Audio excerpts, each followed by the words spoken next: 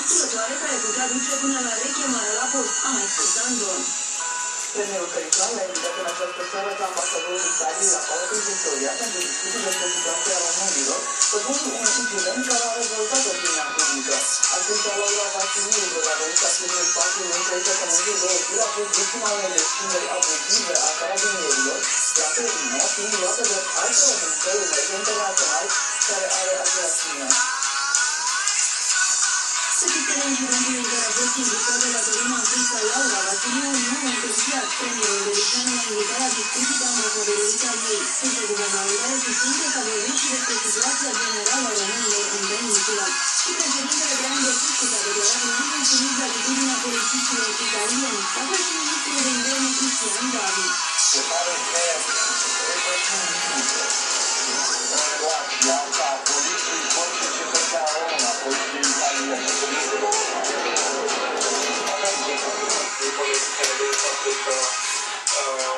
A fost o situație operativă în care poliția română nu a verificat suficientă informație și a fost pusă în situația să își ceară scuze pentru o acțiune de poliție. Ministrul de externe adjunct a declarat confuzia carabinierilor despre un incident nefericit. Colegii din Târgoviște ai Laurei Vasiliu s-au declarat scandalizați de situația neplăcută în care a fost pusă actrița. Carabinierii au spart ușa de la camera de hotel unde era cazată Laura Vasiliu, au făcut percheziție și au dat să o aresteze pe actriță.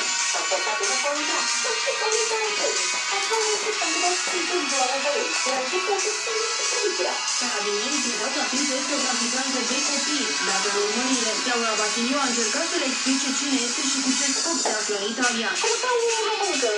Care se face arestată pentru trafic de persoane internațional, a fost contractul, le-a demonstrat că este actriță. Când s-au dat seama de încurcătură, carabinierii și-au schimbat atitudinea. Laura Vasiliu lucrează acum la un nou film. Ca o coincidență, actrița interpretează chiar rolul unei tinere imigrante române în Germania, care ajunge în Italia la muncă. Actrița a fost apreciată de criticii europeni de film pentru rolul Găbița. În filmul 4 luni, 3 săptămâni și 2 zile, regizat de Cristian Lugin și premiat cu Palme d'Or la Cannes. Cittadinii care în apărarea românilor din Italia au demonstrat inedit a avut loc la Milano. E adevărat că au fost la câteva zeci de participanți, dar aceștia au transmis un mesaj diferit de cel cu care ne-am obișnuit în ultima perioadă. Italia nu este o țară rasistă. Io non ho paura del popolo rumeno, ho paura quando il nostro governo non controlla chi dalla Romania o come la faceva potente viene e non vuole rispettare le regole. Înarmați cu statul românesc, tinerii milanezi au protestat față de atitudinea autorităților italiene privind imigranților români. Manifestanții spun că au de gând să protesteze în stradă până când politicienii lor vor înceta să mai dea vina pe români pentru toate problemele însă. Parlamentul European a adoptat o rezoluție critică la adresa Italiei ca urmare de fostului privind excluzările de urgență. Documentul are doar valoare de recomandare, nu s-au stărit discute între europarlamentari. Rezoluția sancționează declarațiile Comitetului European pentru Justiție Franco Frattini, fost ministru de externe în guvernul Berlusconi. Rezoluția propusă de socialiști, sprijinită de Verzi și de Liberal Democrat, a fost adoptată cu 36 voturi pentru, 86 împotrivă și 37 de abțineri. Documentul adoptat amintește că legile europene prevăd posibilitatea de expulzare a unui cetățean comunitar, dar în limite foarte stricte. Mirațiuni sau orice ordine de securitate publică sau de sănătate publică. Nu poate fi însă invocat motiv economic. De asemenea, decizia de expulzare trebuie să fie individuală și să poată fi atacată în justiție. Rezoluția respinge astfel principiul responsabilității colective și sublinează necesitatea de a combate orice formă de rasism.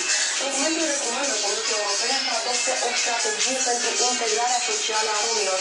Grupurile socialiști și liberali din Parlamentul European au ținut conținut în text critici la adresa comisarului Franco Frattini. Europarlamentarii liberali și socialiști l-au acuzat că și-a încălcat neutralitatea și a făcut declarații părtinitoare politic în timpul crizei generate de uciderea Giovanni Reggiani.